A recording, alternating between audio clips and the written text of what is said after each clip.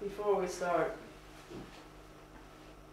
this is a squished version. Somehow the screen doesn't, you can see it on this one. This is a squished version of a drawing that I made, one by self-portrait, just to look at while we're starting. You made Wow. it? You did it? Yeah. Really fun. Pencil paint? Pencil paint? Pencil, yeah. So, LaRouche, in many of his most recent papers, of which there are many, has been really focusing on the question of Zeus versus Prometheus. We've had some talk about this earlier today, but I'm going to have a presentation using Shakespeare drama and using Verdi's opera and also using something from Aeschylus about this question of Prometheus versus Zeus. Because the reason why LaRouche is using this as a metaphor is because it's a historical battle that we have had between the oligarchical worldview and the Republican humanist worldview. This is a historic battle, but it's not only in history, not only in politics. These are the dividing lines in economy, in philosophy, in science, in culture. There has been a battle between these factions. And where you have, in very simply put, the oligarchical worldview is we were born to rule and you were born to be our slaves. And we're going to keep people stupid. We're going to give them bread and circuses, as they said during the Roman Empire.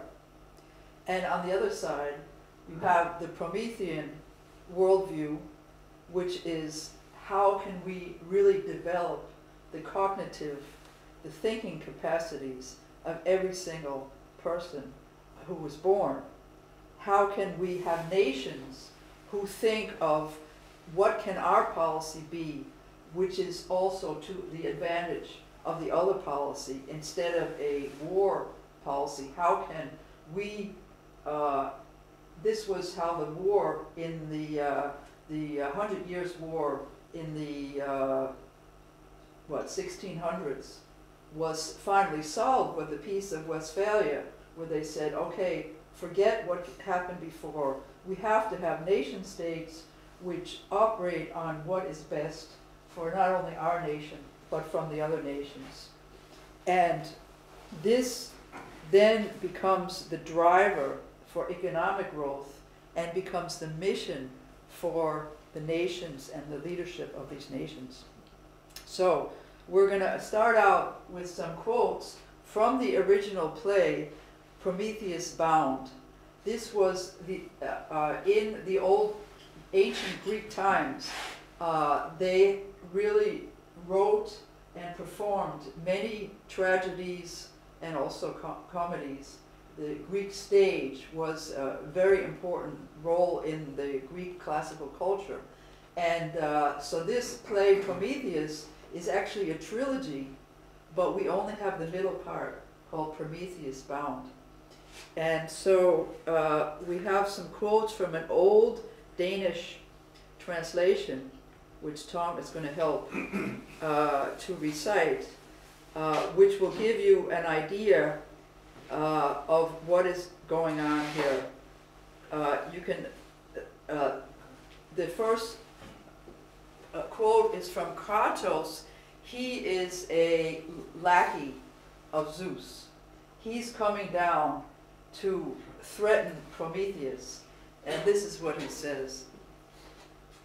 Vær der nu fræk, og stjæl nu guders skatte bort, og giv dem hen til døgndyrslægten. Jordens børn, du mener, kan nok lindre dine kvaler dig. med uret have guder kaldet dig med navn Prometheus, forkundskab. En Prometheus selv du trænger til, for klogeligt at sno dig ud af denne nød. So he says here, you have given the treasure of the gods away to these humans who are like Doinflu. Are they gonna rescue you now when you're in real trouble? He says you really need Prometheus yourself, which means forkundskab, to get you out of this fix. And then Prometheus, a little bit later, he explains why he got in trouble.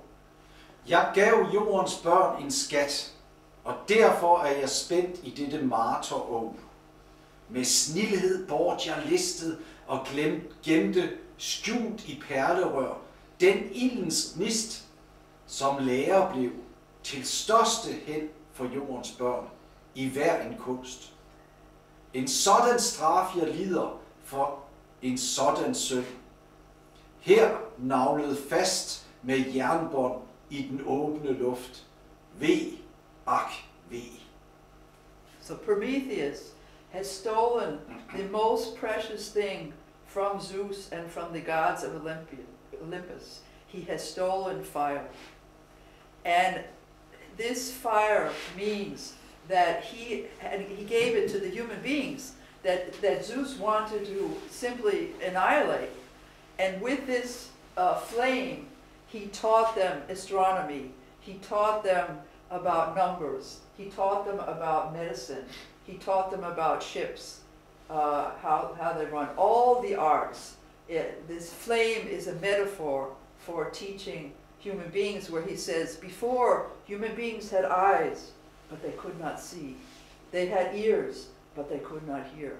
And he gave them fire, and because of this, he is going to be linked to a rock, and every night an eagle is going to come and hack and eat up his liver and simply torture him every single night. Then we're going to go fast forward to the end of the play, where the thing is that Prometheus knows the secret of how Zeus is going to be overthrown. And Zeus says to him, unless you tell me how I'm going to be overthrown, I'm going to really stick it to you. This is that lackey, Zeus's lackey, telling Prometheus, you better watch it, and you better tell us what you know. Betænk, ifald du ikke lyder mine ord. Hvad uværsstorm og hvilket væld af jammer vil der gribe uundgåeligt. Til fluks vil Zeus nedsplindre denne klippeblok med torden og med lynets flammepil. Og der han vil din krop begrave dybt i mulm i favn af klippens arm. Når så en talløs rad af år er rundet hen, skal atter du til lyset komme. Da skal Zeus' bevingede hånd, bevingede hund, blodgriske grib med grådig lyst ud. Da skal Zeus' bevingede hund, blodgriske grib med grådig lyst udhakke af dit flængte bryst en livsfrisk del. Så kommer hver dag uindbuden denne gæst, og ved din lever æde som en blodig bræd. Og vent ej nogen ende på slig jammer, før en Gud står frem og tager dine lidelser på sig, og stiger ned til hadets skumle bo, did ned til Tartaros' malmindhyldede dyb. Fat nu beslutning. Hvad jeg her har sagt dig er ej tom opdigtet ordbram, men kun alt for sandt. Til aldrig udgår nogen løgn af Zeus' mund, men hvert et ord fuldbyrder han for vist. Derfor betænk dig vel og se dig for, og nær dog ej den tro, at trods er mere værd end sund fornuft. Og så siger koret så, ej ubetimelig en synes Hermes os at have talt, da han med grund dig byder at forsage trodsigt sind og følge visdomsråd. Adlyd, at fare vild for vismand er jo skam. So Zeus's lackey says, if you don't tell us how Zeus is going to be overthrown, then we're going to bring down the world on top of you. And he says,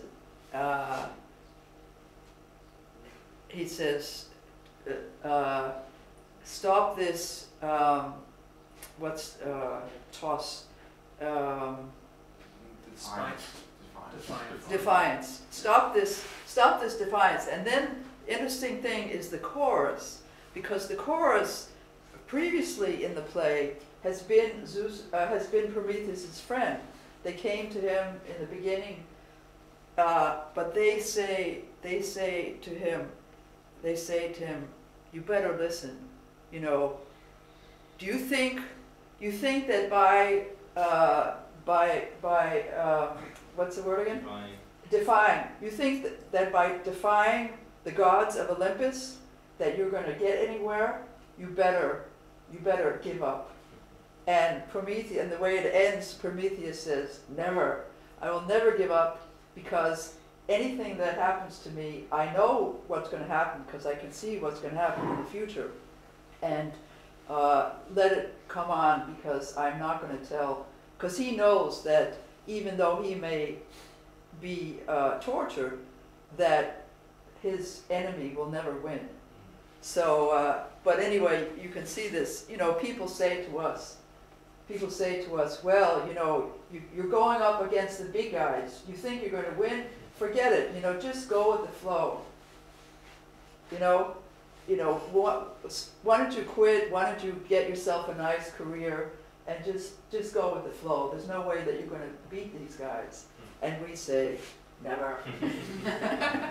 As LaRouche has said, you can never lose if you never stop fighting.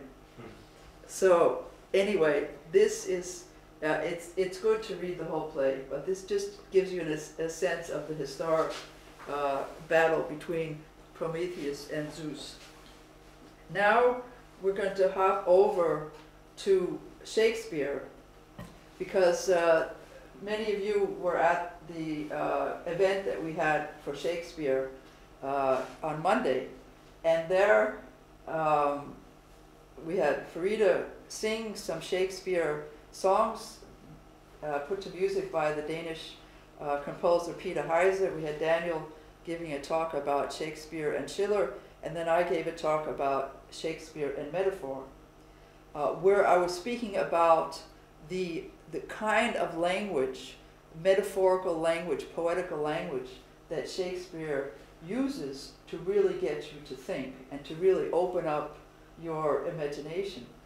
But tonight we're going to speak also about some of the content of the way Shakespeare deals with this question of this conflict between the Promethians and the Zeusians. So we're going to see both from the play by Shakespeare and then also an opera that Giuseppe Verdi, who lived like 300 years after Shakespeare, he took the same story and he made it into an opera. So we'll see how he treats this.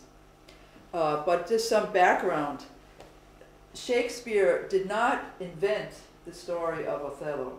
This was already a story that was written by somebody else. It was called A Moorish Captain.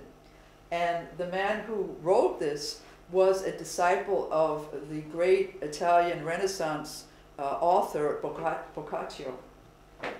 So this takes place, the scene opens where the Turkish fleet is about to attack the Venice fleet. And Venice, the greatest naval admiral for Venice, he is a black man from North Africa, from Black Africa, whose name is Othello. And it opens up where he defeats the Turkish forces. So Othello marries Desdemona, who is a Venetian, the daughter of a Venetian nobleman. And so it's very interesting that this play takes place in Venice, because remember, Hussein had Venice up on the...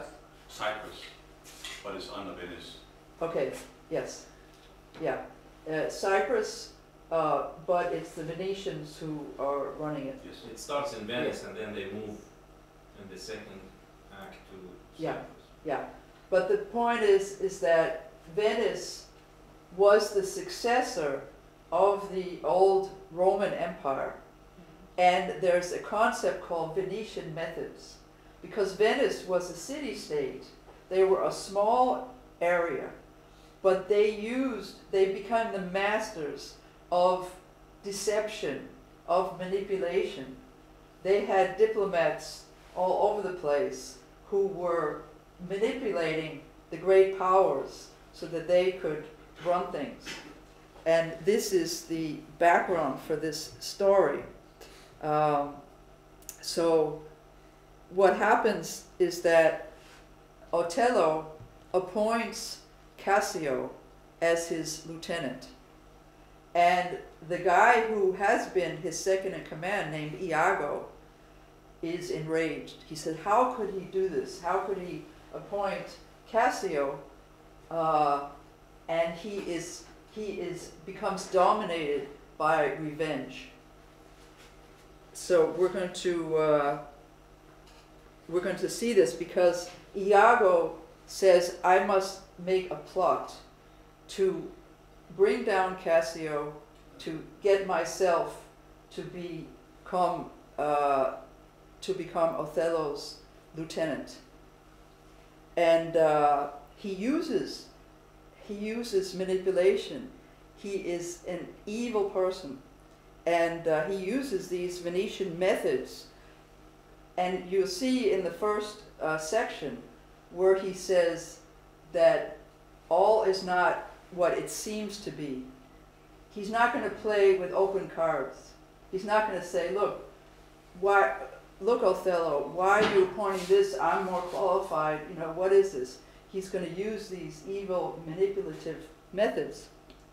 And what we can see from this is this kind of charade, but to see the evil intention that is behind this. And because it's important for us as a political organization to understand how our political enemies operate, how they operate to manipulate things and in the world of ideas. So we're going to just look at a couple of sections from the beginning of the play where you can see Iago's motivations. Where he says here, he says, he's talking about, well, there are some men who serve their masters and are what they seem.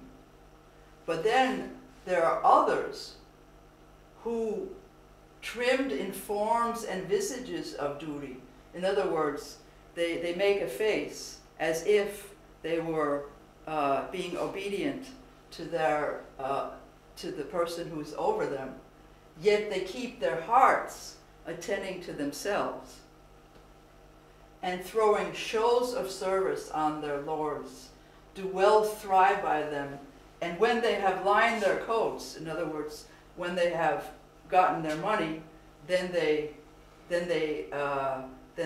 go away. These fellows have some soul, and such a one I do profess myself. In other words, he says that I'm going to give a show of being dutiful and loyal to my superior, but all the while acting on my own interests.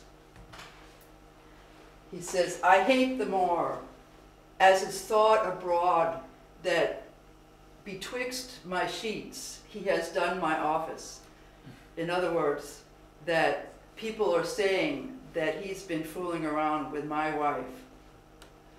I know not if it be true, but I, for mere suspicion of in that kind, will do as for surety. Even, if I don't have any proof, but I'll take that as if he was sleeping with my wife. He holds me well, the better shall my purpose work on him. Cassio is a proper man. Let me see now, to get his place and plume up my will in double knavery. How? Let's see. Oh, yes. After some time, to abuse Othello's ear that he is too familiar with his wife. In other words, he's going to get the rumor out that Cassio is sleeping with Othello's wife. He hath a person and is smooth disposed to be suspected, framed, and make women false. This is about Cassio. The Moor is of a free and open nature that thinks men honest, that but seem to be so, and will as tenderly be led by the nose as asses are. I haven't. I've got it. Yeah, I have it. In other words, he's figured out how he's going to get Othello. Hell and night must bring this monstrous birth to the world's light. So he says, Cassio is an open guy who looks nice, and we can make Othello believe that he's sleeping with Desdemona. And Othello thinks that everyone who seems to be honest is so. Mm-hmm. So the way Iago is going to go at it, he's going to, which we'll see, that Iago is going to go around saying that he is Othello's best friend, and therefore is going to help him against making sure that he's not being taken advantage of. So he got everybody's profile, yeah, so to speak. Right. You know how they would react to a certain impulse. Right. And then here he says that he loves Desdemona so much that this is the thing that we can get him on.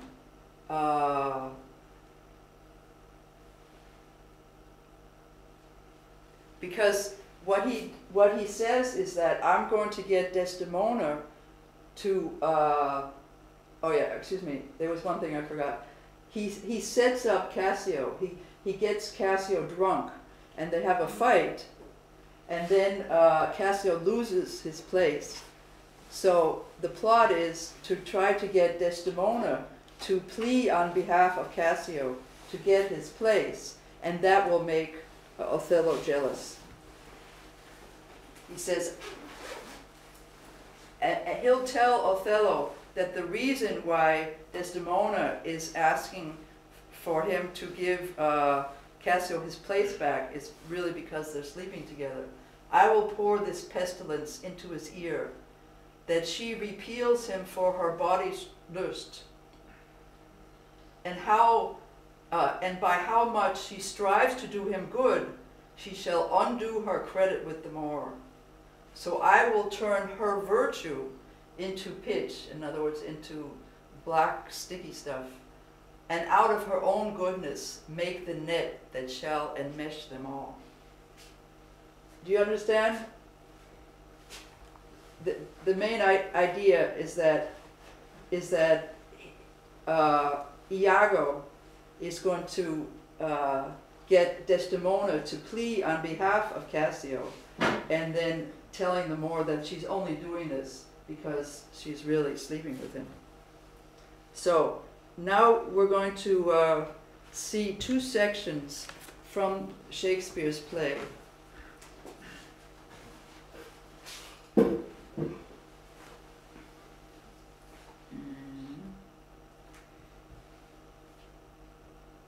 Okay.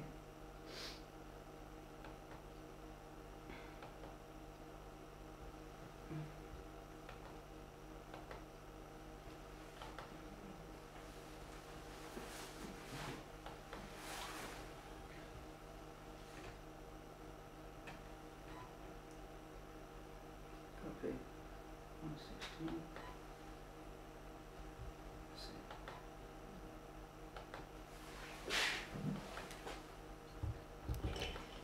Men should put an enemy in their mouth, desperate to fight.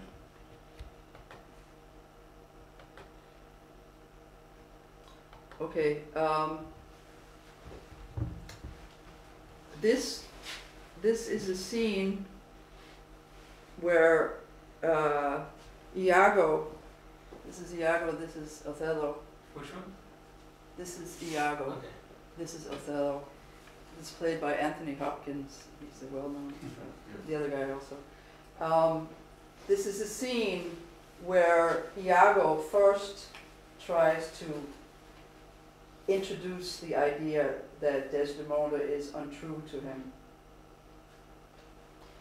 And there may be some words that you don't get, but I think you get the whole thing, and then we can talk about it afterwards if there's things you don't get. But the main thing is to just look at how Iago manipulates him. I do believe it was he. How now, my lord?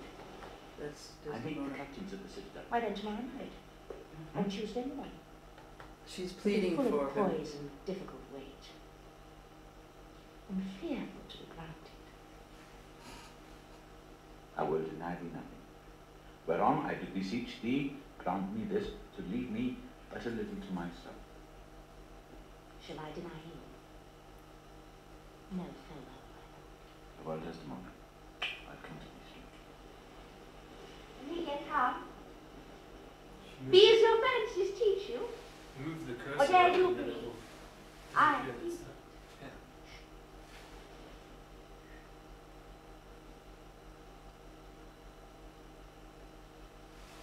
Excellent wretch. Petition catch my soul, but I do love thee. But when I love thee not, chaos is come again.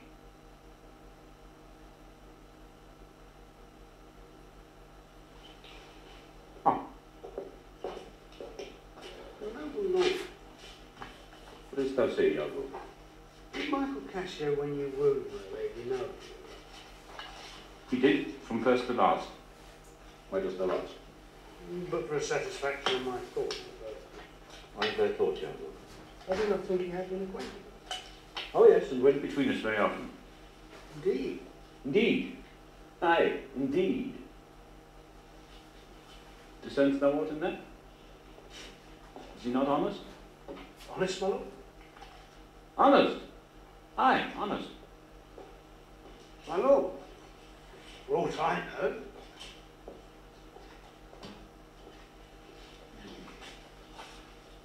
What dost thou think? Think, my lord? Think, my lord? By heaven, he echoes me, as if there were some monster in his thoughts too hideous to be shown. Thou dost mean something. I heard thee say even now, thou likest not that when Cassio left my wife. Thou didst not like. And when I told thee he was of my counsel in my whole course of wooing, thou criedst indeed, and didst contract and purse thy brow together, as if thou then hadst shut up in thy brain some horrible conceit. If thou dost love me, show me thy thought. My lord, you know I love you. I think thou dost, and for I know thou art full of love and honesty, and waste thy words before thou givest them breath. Therefore these stops of thine affright me the more. Such things in a false, disloyal knave are tricks of custom, but in a man that's just, they're close dilations working from the heart that passion cannot rule. Well, Michael Cassio, I dare presume, I think he is honest. I think so too. Men should be that they see, know that those that be not, that they might see none. Certain men should be what they see. I don't know. I think Cassio's an honest man. Nay. Yet there's more in this. I prithee, speak to me as to thy thinkings as thou dost ruminate, and give thy worst of thoughts the worst of words. Good my lord, pardon me. Though I am bound to every act of duty, I'm not bound to that all slaves are free to, utter my thoughts. Why? Say they are vile and false. As where's that palace whereunto foul things sometimes intrude not? Who has that breast so pure that some uncleanly apprehensions keep leets and law days, and in sessions sit with meditations lawful? Thou dost conspire against thy friend Iago, if thou but thinkst him wronged and makest his ear a stranger to thy thoughts. I do beseech you. Though I perchance am vicious in my guess. As I confess, it is my nature's plague to spy into abuses. And oft my jealousy shapes faults which are not. But your wisdom, that from one that so imperfectly conjects, would take no notice. You'll build yourself a trouble out of his scattering and unsure observance. You will not for your quiet nor your good, nor my manhood, honesty, or wisdom to let you know my thoughts. What dost thou mean? Good name in man and woman, dear my lord, is the immediate jewel of their souls. Who steals my purse steals trash. 'Tis something, nothing. 'Twas mine, 'tis his, and has been slave to thousands. But he that filches from me my good name robs me of that which not enriches him and makes me poor indeed. By heaven, I know thy thoughts. You cannot. If my heart were in your hand, or show not while it is in my custody. Ah.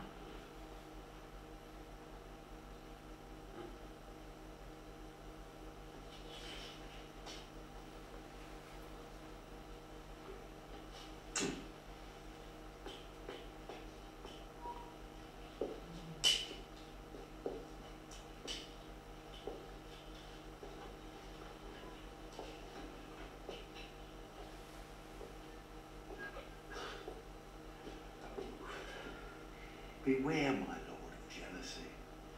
'Tis the green-eyed monster that doth mock the meat it feeds on. That cuckold lives in bliss, who certain of his fate loves not his wronger with war. What damned minutes tells he o'er, who dotes yet doubts, suspects yet strongly loves. Oh, misery. Poor and content is rich, and rich enough. But riches fineness are as poor as winter to him that never fears he shall be poor. Good God, the souls of all my tribe defend from jealousy. Why? Why is this? Think'st thou I'd make a life of jealousy, to follow still the changes of the moon with fresh suspicions? No. To be once in doubt is once to be resolved. Exchange me for a goat, and I shall turn the business of my soul to such exapplicate and blown surmises, matching thy inference. Ah! 'Tis not to make me jealous to say my wife is fair, feeds well, loves company, is free of speech, sings, plays, and dances well. Where virtue is, these are more virtuous. Nor from mine own weak merits will I draw the smallest fear or doubt of her revolt. For she had eyes, and chose me.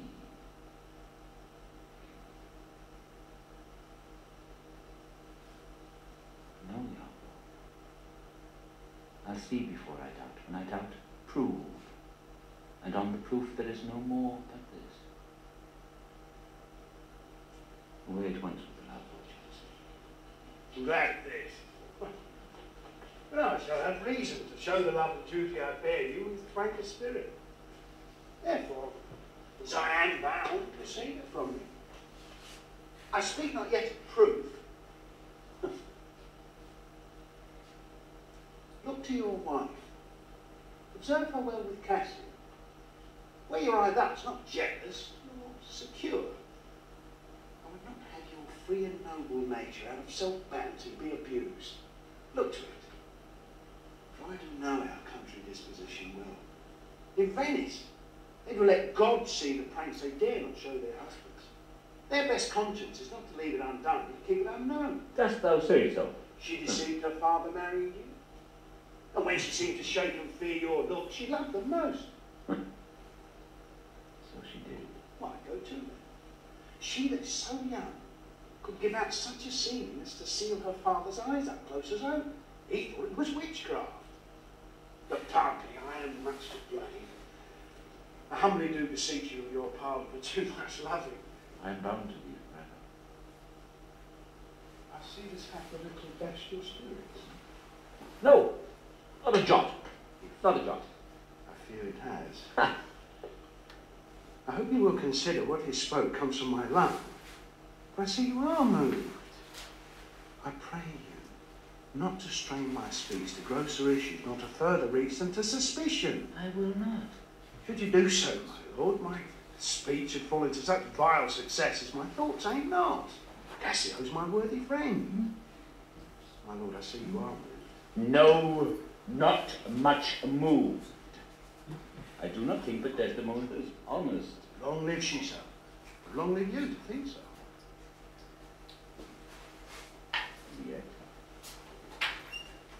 only Lucia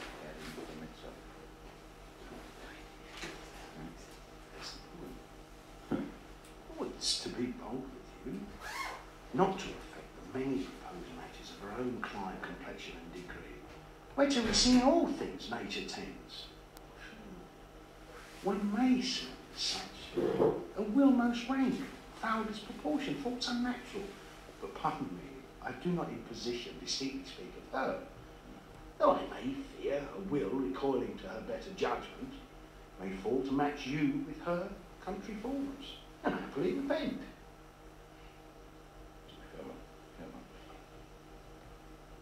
If more thou dost perceive, let me know more. Set on thy wife to observe. Leave me, Jacob. My lord, I'll take it.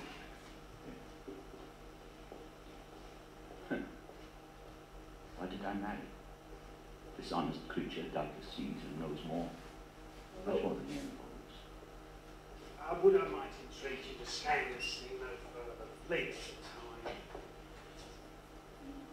Don't just fit that Cassio had his place, for sure he fills it up with great ability. Yet if you please, to hold him off for a while. You may by that perceive him at his means. Note if your lady strains it entertainment with any strong or vehement. Wait a sec. Have you been, can you get it? Yeah. Okay, he then says at the end here, he says, watch Desdemona, if she starts speaking on behalf of Cassio, then that can be a reason. Suit. Much to be seen in that. In the meantime, let me be thought too busy in my fears. As worthy cause I have to fear I am. And hold her free, I do beseech you. Fear not my government. I once more take my leave.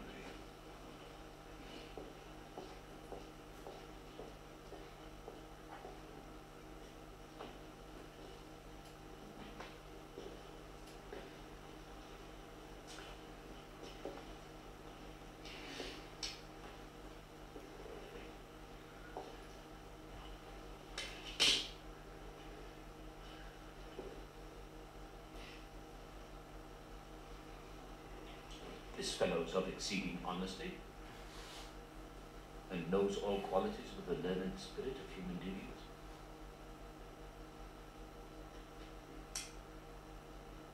If I do prove her haggard, though that her jesses were my dear heartstrings, I'd whistle her off and let her down the wind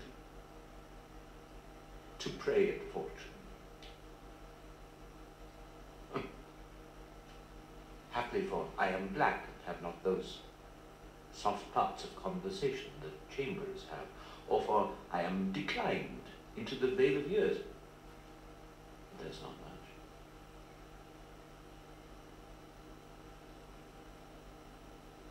She's gone. I am abused, and my relief must be to loathe her.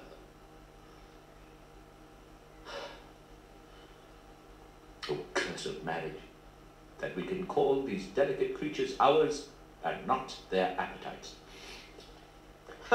I had rather be a toad and live upon the vapour of a dungeon than keep a corner in the thing I love, for others useless. Yet, 'tis the plague of great ones. Prerogative are they less than the base. 'Tis destiny unshunnable, like death. Even then this forked plague is fated to us. Then we do quicken. Look where she comes.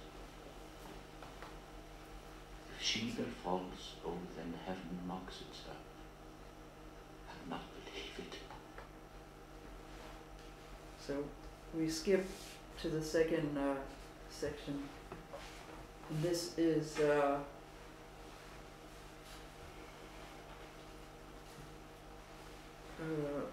second here.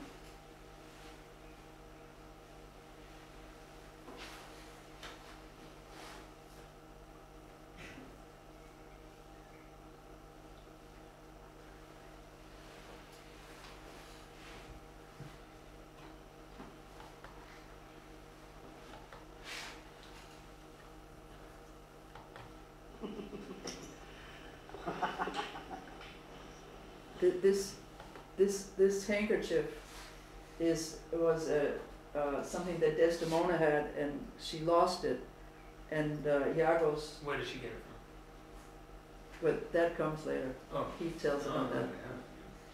Yeah. And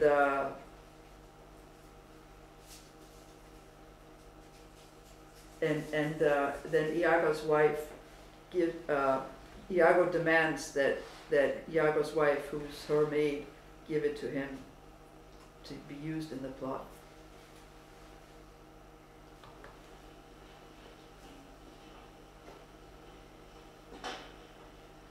Cassio's lodging, I'll lose this neck. And let him find it.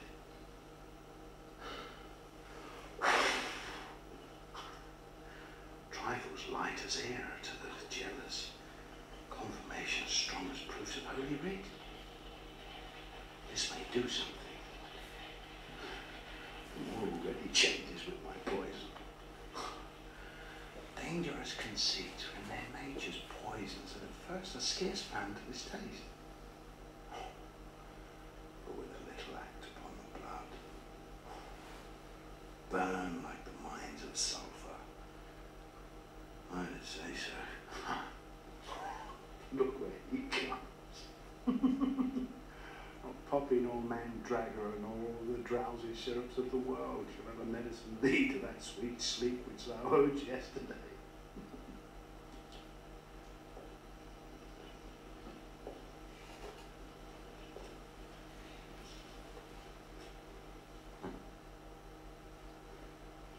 False? To me? To me? Wow, now, my lord, no more of that. Bond. Be gone.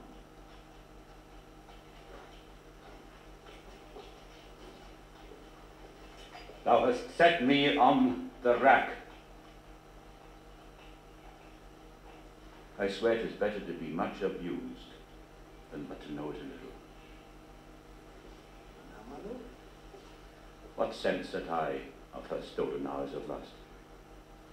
I saw it not, thought it not, it harmed not me. I slept the next night well, fed well, was free and merry. I found not Cassio's kisses on her lips. He that is robbed, not wanting what is stolen, let him not know it, and he's not robbed at all. Sorry to hear this. I had been happy if the general camp, pioneers and all, had tasted her sweet body, so I had nothing known. Oh no, whatever. Farewell, tranquil mind. Farewell, content.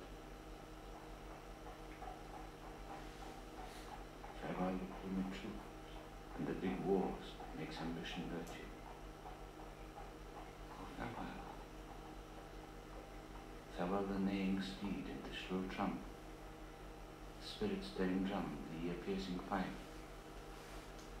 the royal banner, and all quality, pride, pomp, and circumstance of glorious war. And all immortal engines whose rude throats the immortal Jove's dread clamours counterfeit. Farewell. Othello's occupation's gone. It's possible, my lord. Villain, be sure thou prove my battle, or be sure of it, or by the worth of man's eternal soul thou hadst been better have been born a dog than answer my awake troth. It's come to Make this. to see it, or at the least so prove it, that the probation bear no hinge nor loop to hang a doubt on or woe upon thy life. My noble If thou lord. dost slander her and torture me, never pray more, abandon all remorse, on horror's head horrors accumulate, do deeds to make heaven weep, all earth amazed, for nothing canst thou to damnation add greater than that. Oh, Grace. Oh, heaven forgive me. Are you a man? Have you a soul or sense? Goodbye, you take mine office. Oh, wretched fool that lives to make thine honesty a vice. Oh, monstrous world. Take note, O world. To be direct and honest is not safe. I thank you for this profit. From hence I'll love no friend. 'Tis love breeds such offence. Nay, stay. Thou shouldst be honest. I should be wise, for honesty's a fool who loses that it works for. By the word, I think my wife be honest and think she is not. I think that thou art just and think thou that. I have some proof. Her name that was as fresh as Dian's visages, now be grimed and black as mine own face. If there be cause or knives, poison or fire or suffocating stains, I'll not endure it. But I was satisfied. I see you are eaten up with passion. I regret me that I ever put it to you. You would be satisfied? Nay, and I will. And may, but how satisfied?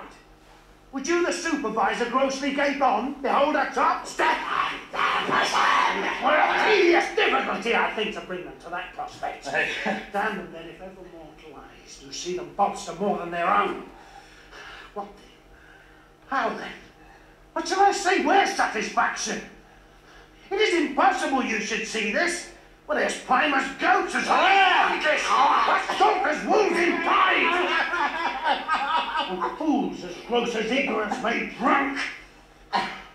Yet I say, if imputation and strong circumstance which lead directly to the door of truth will give you satisfaction, you might have it.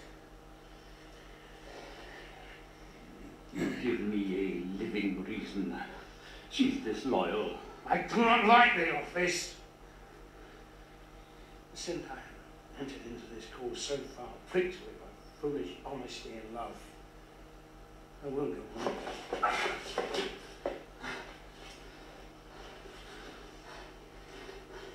I lay with Cassio lately. I've been in trouble with a raging tooth. I could not sleep. There are a kind of men, so loose of souls that in their sleeps will mutter their affairs. One of this kind is Cassio. In sleep, I heard him say, "Sweet Desdemona, let us be weary, let us hide our loves." And then, sir, he would gripe and wring my hand, cried, "Oh, sweet creature," and kiss me hard, as if he plucked up kisses by the roots that grew upon my lips. Then he laid his leg over my thigh, and sighed, kissed, and cried, "Cursed fate that gave thee to the moon." Oh, monsters! Monsters! He's dreaming. Nay, but this notes the foregone conclusion. It's a shrewd doubt I be, and this may help to thicken other proofs that demonstrate something new. I down, oppressor! My wise! We see nothing done yet. You may be honest yet. Tell me about this. Have you not sometimes seen a handkerchief spotted with strawberries in your wife's hand? I gave her such a one. 'Twas my first gift. I know not that. Yet, such a handkerchief, I am sure it was your wife's. Did I today see Cassio wipe his beard with? If it be that, If it be that, or any that was hers, it speaks against it with the other proofs. oh, that the slave had 40,000 lives. One is too poor, too weak for my revenge. Now, look here, Iago. All my fond love, thus do I blow to heaven. 'Tis gone. Rise, black vengeance from the hollow hell! Yield up, O love, thy crown, and hearted throne, the tyrannous height! Swell bosom of thy front, for 'tis of us mixed down! He can Blood! I think you might perhaps me, Jane! Never Iago like to the Pontic sea, whose icy current and compulsive course ne'er fails retiring ebb, but keeps due on to the Propontic and the Hellespont. Even so my bloody thoughts, with violent pace shall ne'er look back, ne'er ebb to humble love till they're capable and wide revenge. Swallow them up.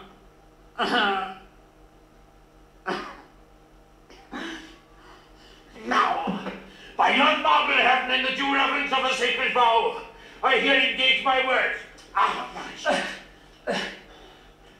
witness you are burning lights aloft. You elements that clip us round about. Witness of here Iago, that give up the execution of his wit, hand's heart, to wrong a fellow service. Let him command, and to obey should be me remorse. What bloody business ever.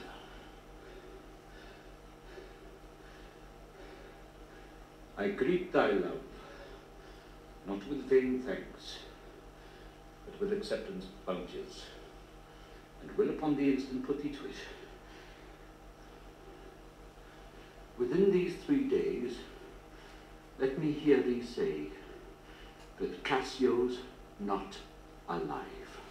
If anything, it is done at your request, but let her.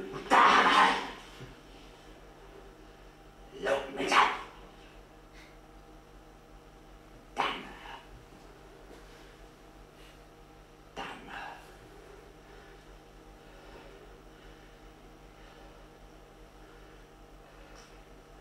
Come, go with me apart.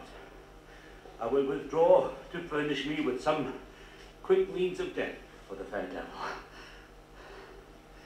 Now art thou my lieutenant. I am your own, forever.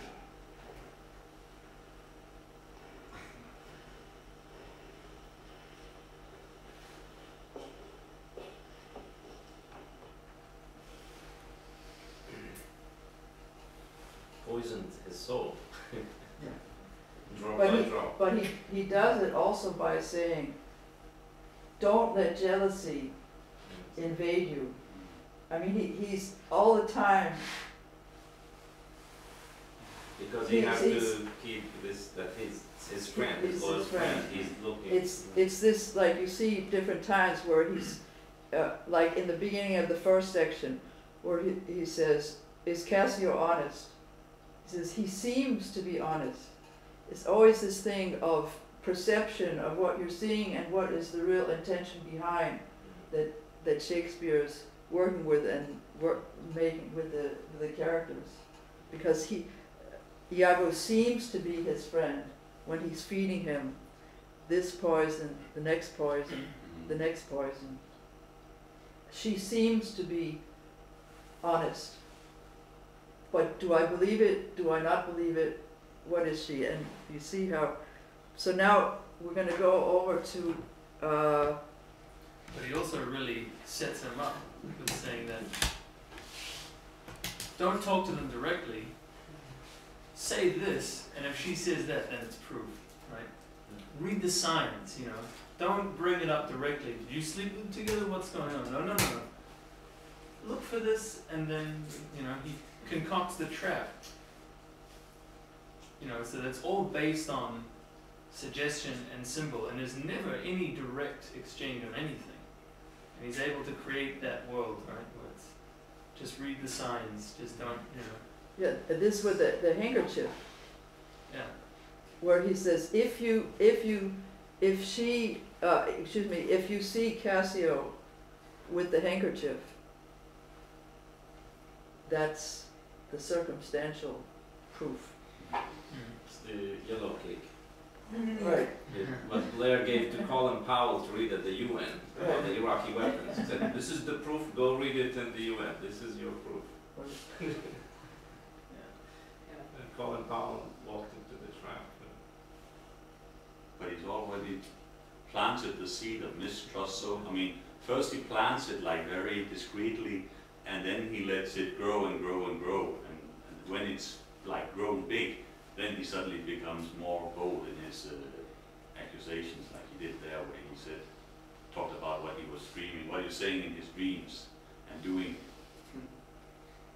Well, because it's like he said, he was saying he has his profile, because there's one weakness is that he doesn't really believe that he's good enough. He doesn't believe he's equal.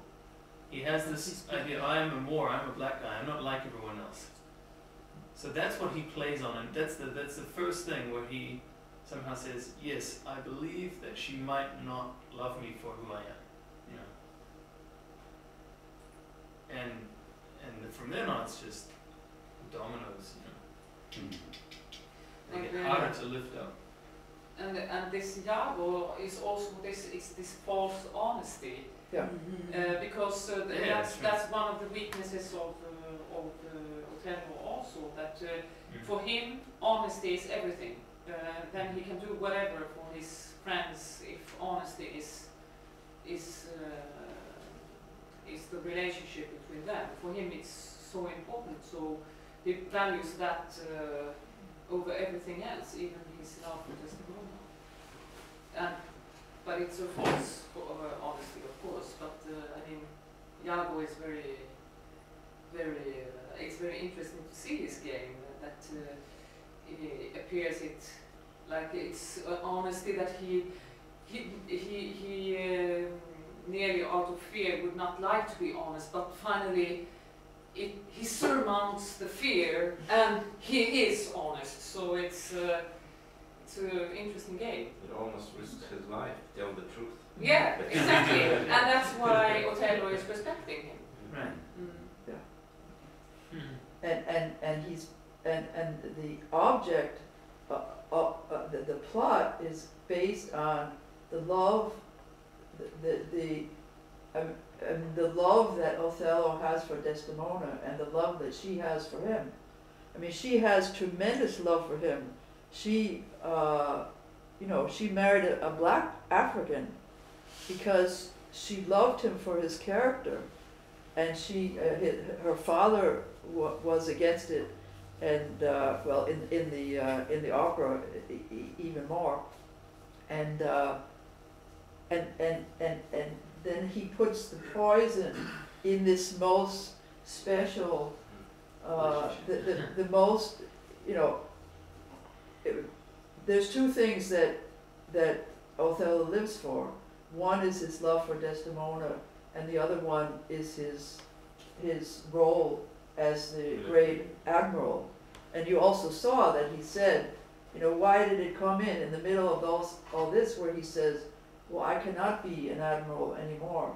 Farewell to my role, my identity. My whole identity has been shaken by this accusation about my wife. And so take the most dear to him and put a poison in that.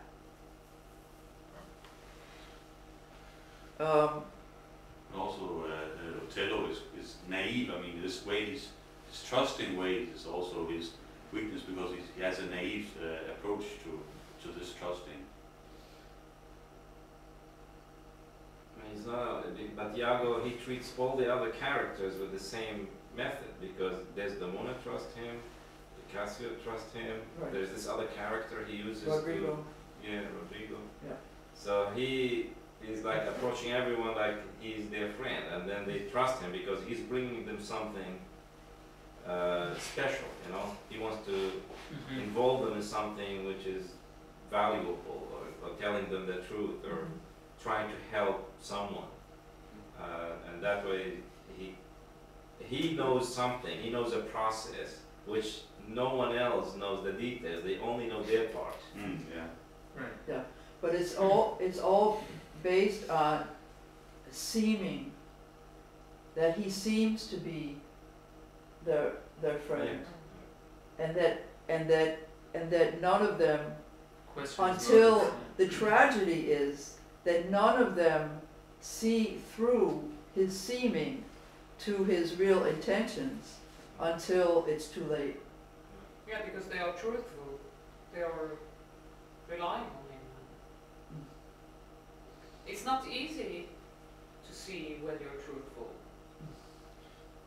So, Well, and the thing that's maddening is that nobody ever asks another person. Yeah, That nobody, it's like they're so satisfied with the suspicion. That's a really good lesson, really.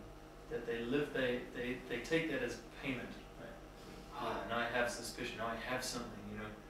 And not at any point is there any direct exchange between Cassio or Othello, or Desdemona or Othello. Right? And that's what they're all engaged in. And then, you know, even Iago's wife. well, Desdemona says to Othello after this, she says to him, "What's with you?" Because his whole character has changed, and he throws her on the floor and in front of the Venetian ambassador and everything. And she said, "What is it? What is it?" And he, so she is one who actually approaches him and saying, "What's going on here?" But she, when he's in a rage at the very end where he's about to kill her, but he's freaked out 1,000 times before, and she just keeps going like a dumb goose. I mean, it's ridiculous. He's totally out of character. Like if you love someone, but she's. Well, it depends. I mean, this was a time where a woman was totally, how do you say, dominated by her husband, and she should respect him as, as a half god. I think she tried to she was certainly a very strong young woman. Yeah. Desdemona, because she was not in any sense a coward, but there were not so many issues to go for her, like in if you have read Much Ado About Nothing, the girl hero that got how do you say, vilified by false rumors. I mean, women could not do so many things against these kind of rumors. If they were once taken into path, many women got killed innocently because of these false rumors. And not only women. I mean, it was a question of this. How do you say this? What do you call it? Pride, honor. Honor questions. That's, I suppose, why Shakespeare is taking them up many times.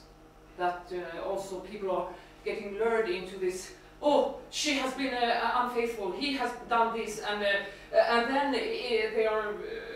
You talk about blindness in this fights in Middle East, and you can say that it's a little bit the same thing. That people get blind and they don't think. But I guess also at that time that women were not allowed to have any participation. I mean, he's like head of state affairs, and I mean, they are. She's a little different. She asked to go together with him to the. Cyprus. Yeah. Okay. And she's very well read. And she's on relatively equal footing. Yeah. Compared. But she's not. The tragedy is that even though she's very good, she can't defeat she doesn't have the overview and she can't defeat the plot. I mean, but she goes to her death. She dies. In the end, he ends up killing her and then killing himself when he finds out that he has been Was fooled. fooled. So it's very powerful that she dies innocently. And that's the power of tragedy also, that that she was so innocent and that she died. And this we could talk a little bit more about the role of tragedy, why we have this. But let me play the other two sections here, then we can come back to discussion. The first section is something that is not from Shakespeare. Verdi had a librettist named Boito, and he wrote Creed for Iago. Sings a song about his creed of evil. So I'm going to play that, and then I'm going to play the Verdi edition of the whole second scene that we saw. So you can see it in the. I think it's also because Verdi had to shorten it, because the credo is in the Shakespeare too, but it develops. Right. It's not written like out one like that. statement. Credo? Yeah. This is who I am. I This believe is in my that. belief. Credo. Yeah, I believe, yes. Believe in an evil God.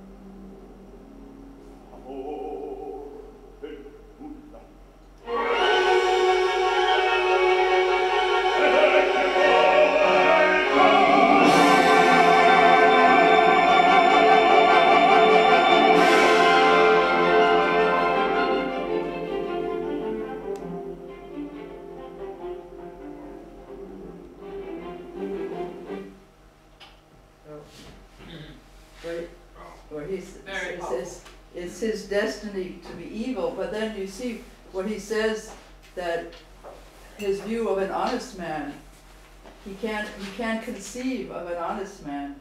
He says behind an honest man is just mockery and fraud, There's nothing. and he believes in a cruel God, and he believes that he is in his image. Does he believe in a God? Because he said that if after the death, There's nothing. nothing. There's And I not. have an impression that he's more atheist, or I don't know. He's satanic. The God he believes in is not what Right. we say. You know. Can we say that He- they're boss animals? He has a satanic. Yeah. Can we continue? We're gonna see another part. We're gonna see another part now. We want to finish the Okay. Why, boss? They know that he knows it. Okay. Kind of reminds you of George Soros, right? If I don't do the evil, someone else will do it. Yeah. But Alexander, he looked at Iago and he says, he's angry. Is he so angry? That's true. It's a very good Tom, Yeah. Tom? Good. Tom? Yes. I need to get the menu. Oh, is it here? Okay, here's the menu. Okay. We have to go.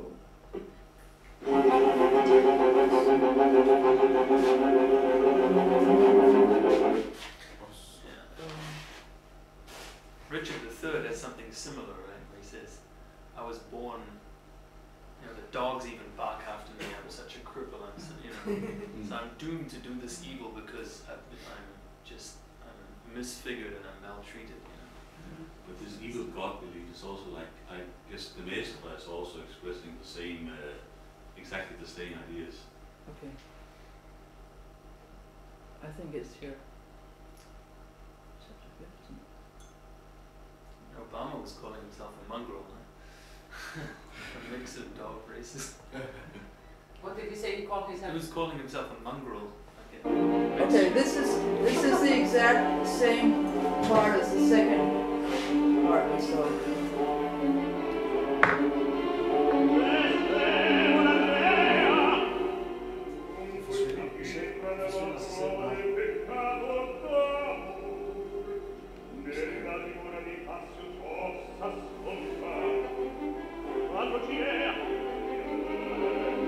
It's a very attack.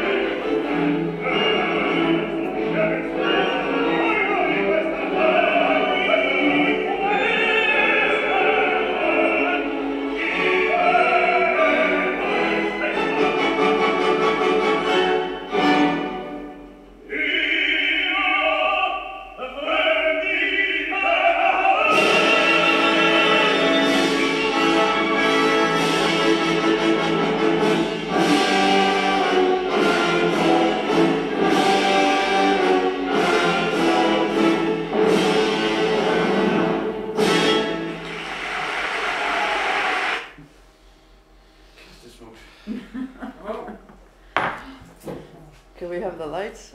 Fantastic version, I must say. Yeah, Yeah. that's with Placido, huh? Yeah.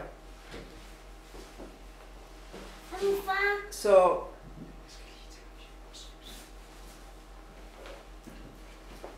if you think of this as similar to Hamlet, where you have the leadership of the nation, which the leadership of the nation is destroyed by destruction and by self-destruction. And while the enemy is poised to take over, in Hamlet, the last scene is Hamlet and his father and his mother, and they're all dead on the scene when the Prince of Norway, Fortinbras, comes on and says, "What happened here?"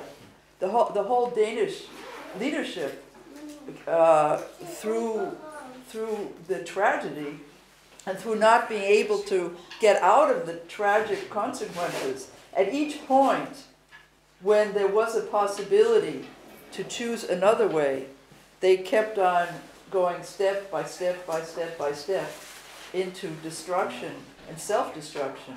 And here you have the destruction of the greatest admiral for the Venetians, through preying on his jealousy, through a fatal flaw in Othello's own character, that he lets himself open to being played in this way. And you see this in terms of what is the whole idea of tragedy. Because you have a flaw, a character flaw, in the main, who should be the hero. But it's not just the individual. You have a character flaw in the society. That's something that LaRouche has really emphasized, that it's not the particular character, but it's the society. What's wrong with the culture that has engendered individuals who are prone to be destroyed? And the whole idea of showing a tragedy on the scene is that we may be able, at an arm's distance, to reflect upon the decisions that are being made at these cross points. Okay, what would I have done at that point if I were the Prince of Denmark? What would I have done if I were the Moor in Othello? Would I have fallen for this? Would I have allowed myself to be destroyed? And it's used, and this is the point also Daniel was taking up in his presentation, where you have these plays that are used to educate the audience in a way to improve their judgment. Because what's the purpose? The purpose is to be able to develop citizens who are actually capable of ruling themselves. It's the whole idea of republican freedom. Because how are we going to qualify the citizenry if we don't have just a ruler and slaves? If we have a citizenry who should be capable of ruling themselves, how do we bring the people up to that level? And we can do that through great drama and also through tragedy. And this also teaches us something about political strategy. Because how can we defeat, if we're a smaller force, how can we defeat a stronger force? It's by understanding how it is that this oligarchy works, how this manipulation, how this deceit, how just putting on show, saying one thing and really meaning another thing, how this works. and the question is, what is human nature? Because is Iago, is he an example? Because you have people say, okay, well, there'll always be wars. There'll always be conflict because that's human nature.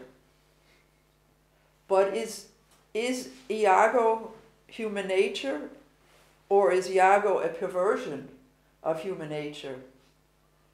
Is there evil in the world, or do we allow evil because there's not enough people fighting for the good?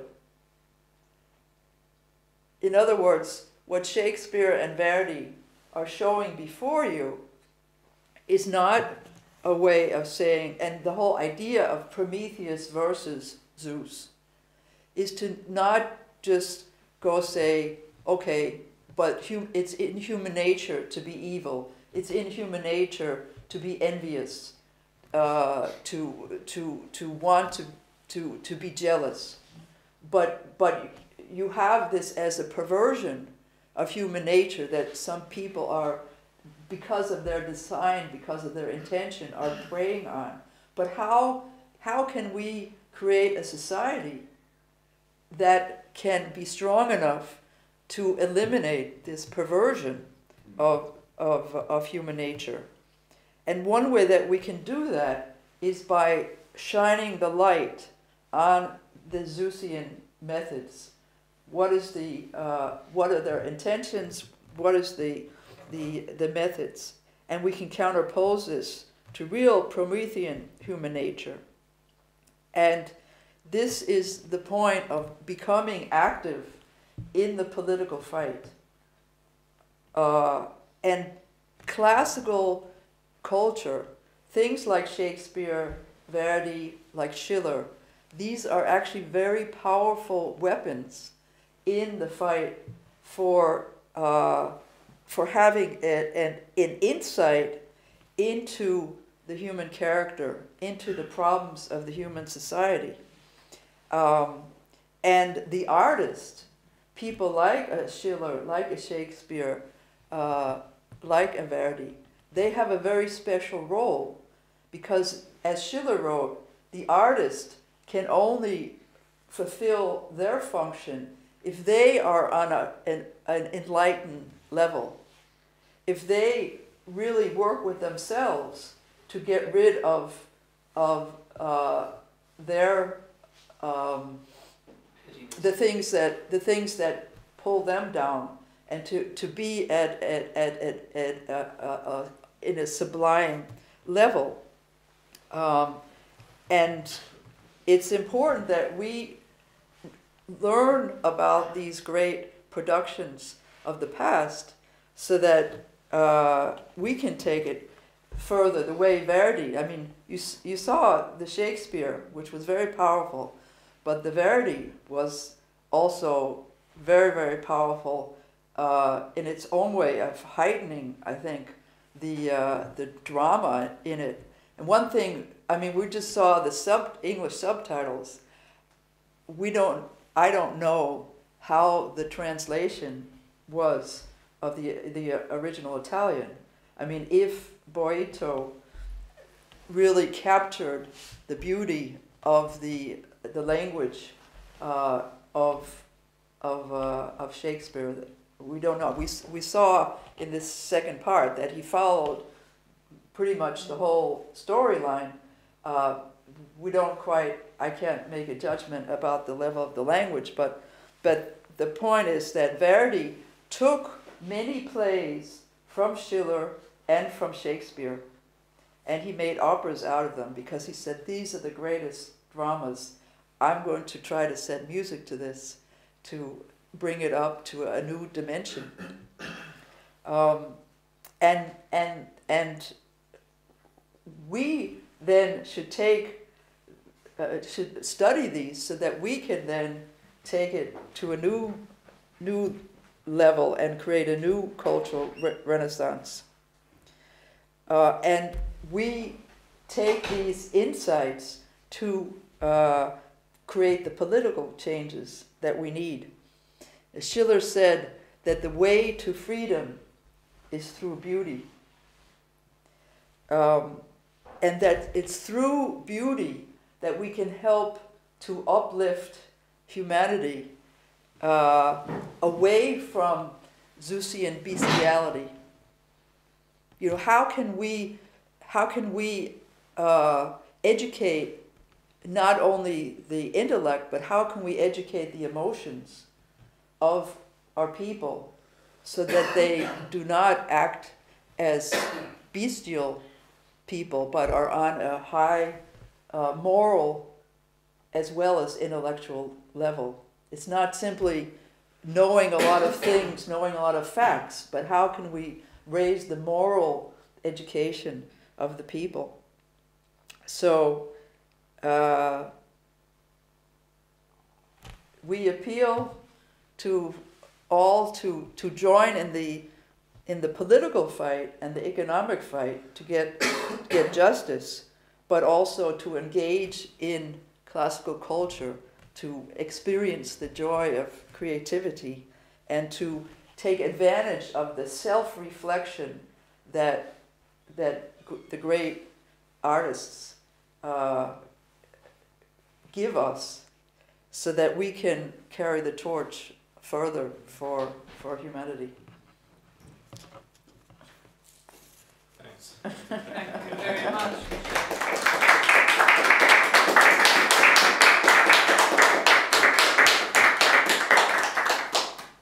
But what do you think about the difference between the play and the opera? We have to see the whole thing. Yeah, but even that we saw. I think that each has its own beauty. Yeah. Because I think it's very difficult to say that the opera is better, because it depends. Yeah. Of course, the power of the musical theme has its own power. Over the paroles. I talk about over the words. So the musical theme is strong in itself. It speaks directly. It speaks directly to the heart. But in the theatre, you're in a philosophical mood. You're looking from a philosophical angle. So. It's a different aspect. Then you go into the ideas in a more in a more detailed sense. You see, so I think I cannot say that the opera is better, because I think that it's two art forms that are so powerful, but in a different matter. And in one sense, the music nearly you don't know you don't. Sometimes you don't have to know the words because it's so powerful. Yeah. So that's what I think. Yeah, I think what is different in the opera is, it's the power of the music which gives the emotional effect. But the language is more simplistic than the drama, Shakespeare's drama. Because in Shakespeare's drama, you follow. Like when Iago talks to Othello, you follow the psychological manipulation step by step. He takes a step back, takes a step forward, and then we are living in the mind of Othello, what's really going on with his soul, sentence by sentence, word by word. So the language and the impact is very, very deep. It does not depend on the musical. But it depends on this poetic manipulation or the poetic structure of the dialogue, where it gives us an insight into the psychology of the characters more than a general idea about, Iago is like this, because we hear him saying credo, he exposes everything. That's an ID, a profile, in a very strong way. But in the drama, Iago gives us his character bit by bit over the whole theater, but it's also how that affects everyone in society, because he says, I'm going to do this to this guy because he's like this and because I'm like this, and therefore I'm going to manipulate him in this specific way. So it's a great lesson also in this psychological manipulation of people. Yeah. And it's more articulate in terms of the language than the opera. But I think there's Yeah. there's a Wait. The play is definitely a more psychological display of human nature, while the opera is more an emotional display. And yeah, well, I was actually impressed by how good acting it actually was in the opera. How you could still see stuff happening inside their heads, if you can say it that way. You know, they were still acting with feeling and with nærvær. Yeah. With subtlety, Subtlety, yeah. subtlety, yeah. Mhm. So yeah, you can't say which one was better because they were both different and have different functions. Yeah, an opera is a mix of theatre and music at the same time, right? So music speaks directly, but you also have the text. So Yeah, and we're also at disadvantage because we don't have the, as I say, we don't have the full Italian poetry. Yeah. We just have subtitles. Yeah, But the thing with the Shakespeare play is that what I wanted to say before is that actually the play actually I think it's a more thorough development of the tragedy. When Othello comes to kill Desdemona, it's like it's doom, and it's in full motion. There's nothing stopping it, right? Doom has set in, right? This is destiny. It's happening, and it's gripping in a different way. In fact, Othello was the first piece from reading that I actually cried when I read the end, because it was so gripping and it was so unnecessary. They had such a special love for each other, and it had been completely destroyed by this poison. It was just such a, screaming injustice, that these people destroy that which they most cherished. It's, and it really, it just rips into you, and Shakespeare's really biting with that, right? He really hones in on, don't be so foolish. If you cherish something, then have the courage to open yourself, and don't shrink back from into the smallness that other people would have you be in. Verdi, there's a number of things that Verdi sort of shortcuts, because I think it's musically difficult. It'd be difficult to make it just music to what Shakespeare wrote. That would be, I think, musically very difficult to compose and have that development, everybody being on the edge of their seat like they are with this. And it's a different medium, so it's hard to compare, as you say. Yeah, I don't different, think like it's the poetry has its own. supposed to be compared. No, and the poetry has its own music, right? It has its with the own meter. places. The meter that he uses, some of it's in verse, some of it's in prose, and then he does have those that are in verse have rhyme and couplets, and uses those to musical effect.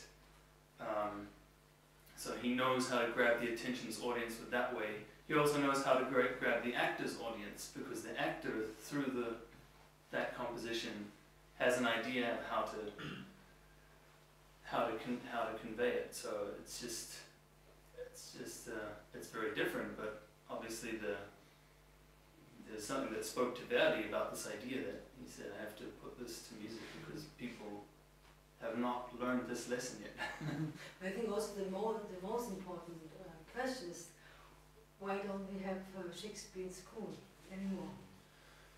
For example, when I went to school, we had Schiller, we read Wilhelm Tell, we had You were the lucky. cranes of E, because we had to learn by heart. And it's not so long time ago again, but can you imagine a young person in these days reading Shakespeare, discussing it in the class, discussing the content, discussing the persons, going through the development of changes, having that in school? Yeah, most It gives yeah, the in people English, the weapon to in English-speaking countries they do have it, but most people hate it. They learn to hate Shakespeare because they don't study it from the standpoint of, because it's actually, because you have to read it, and it's purely literary. There's no acting.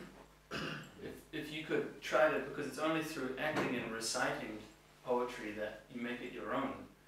And people, like in New Zealand we had King Lear, and you get a book, one is Shakespearean English, one is modern English, on every page, 2 columns. Oh, really? Because people just, and we read it the first time, we understood nothing. Nobody in the class understood it.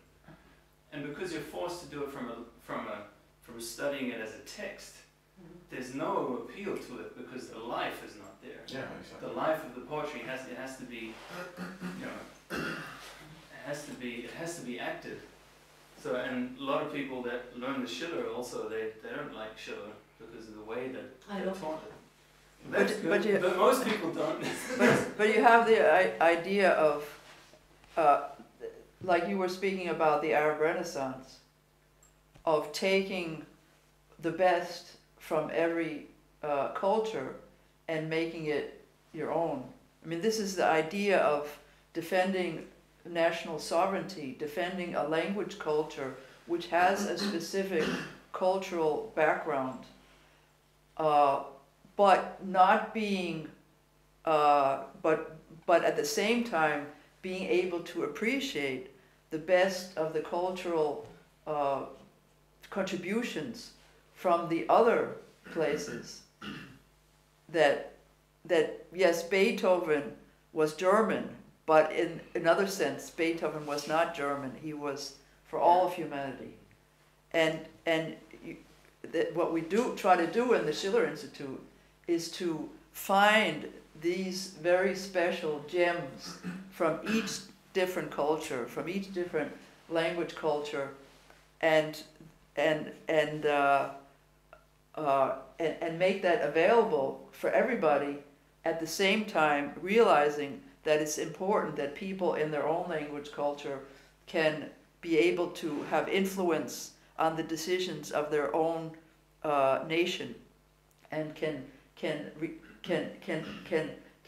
because their language and their ideas and the whole idea of metaphor that's built into the culture is based on the metaphors and the literature and the art of that country, but at the same time to be open to this exchange in the same way that our political program is to have economic development in a single nation, but at the same time to have economic cooperation between nations. It's the same thing on the cultural side.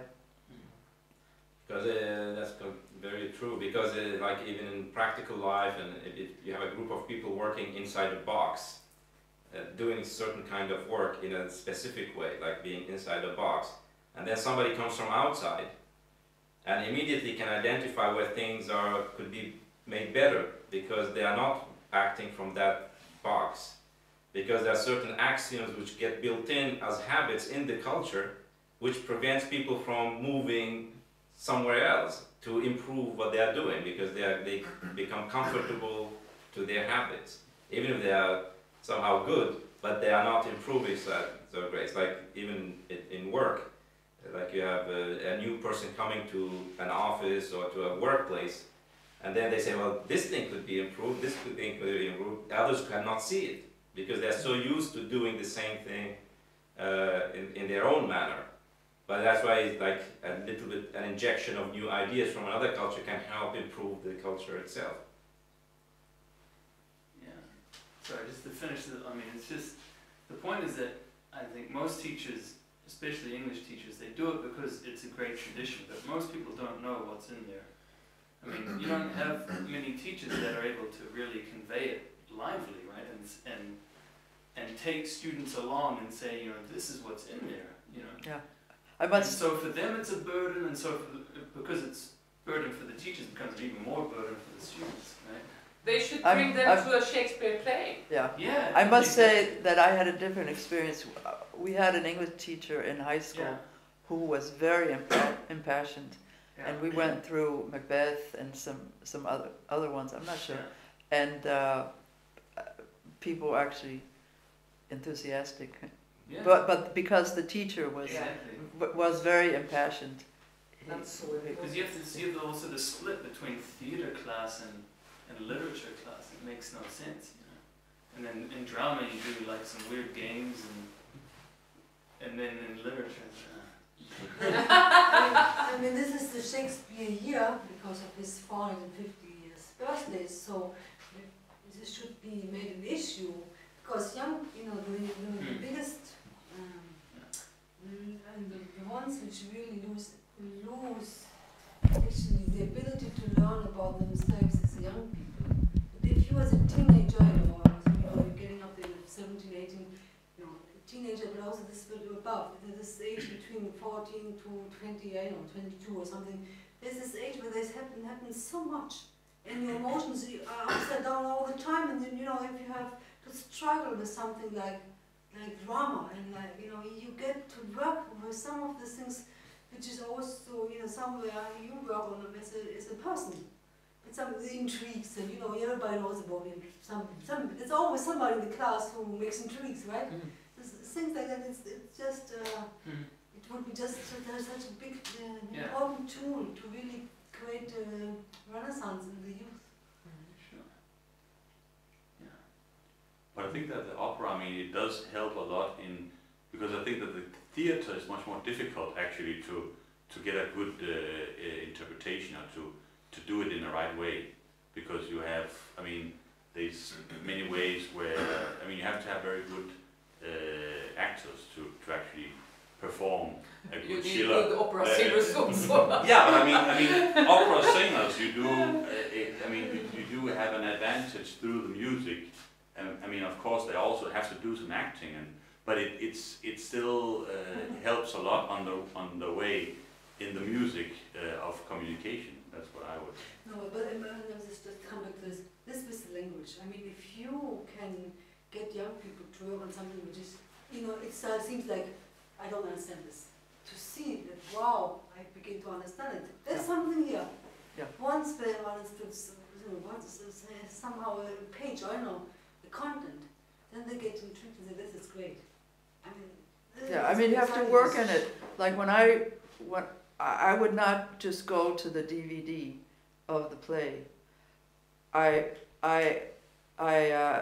have a written version with notes. It's called annotated version, because there's so many things with the language that you need help on, so that every time I go through it and you know, like, I don't know if you remember when I showed up, there's little numbers next to many words, and actually reading through and reading through that so that you understand the play beforehand, and then go to the play, that you prepare yourself so that you actually know what's going on, and you understand the content and also the language. So you have to work in it, but it's like, it's a wonderful joy to discover. It's like a puzzle each time. Like tomorrow we're going to discuss some Shakespeare sonnets, which in only 12 lines, you have like distillation, perfume of Shakespeare intensive, where each one is like a joy to discover what he's saying. And then, you know, you have to read it over 2-3 times, then you come back to it another time.